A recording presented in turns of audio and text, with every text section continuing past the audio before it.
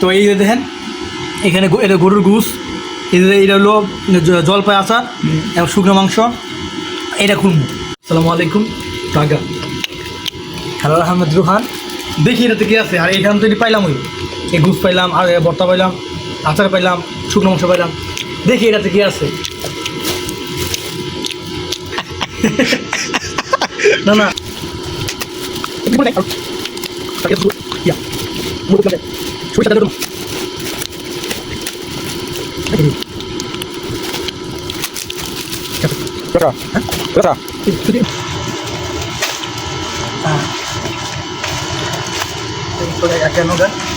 এই যে দেখলাম পিউট বাংলাদেশের খাঁটি সরিষার তেল, পিউর 1 নম্বর পিওর তেল।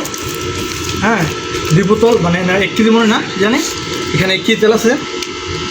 আচ্ছা এখানে আমার কিছু ওষুধ বড়ি, দিচ্ছে আমার আম্মু।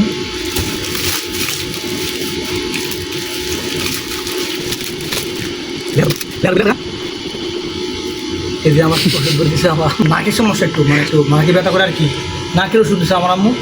আম্মুর বলছি যে লুকে আনছে, এই লুকে কাপড় যদি নষ্ট না হয়, তো অনেকগুলো কাগজ ধ্যান দিছে বুঝছেন বাইরে ভালো। এরপরেও দেখেন তারপরেও তেল ছেড়েছে, তেল মায়ের হাতে বর্তার স্বাদ এরকম।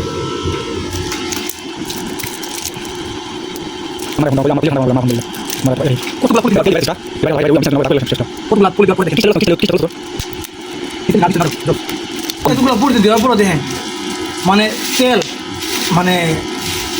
তেল তারপরও দেখেন, তারপরও তেল কিন্তু বের হয়ে গেছে। দেখছেন যে দেখেন কতগুলো পুলি ব্যাগ, কত মারা করে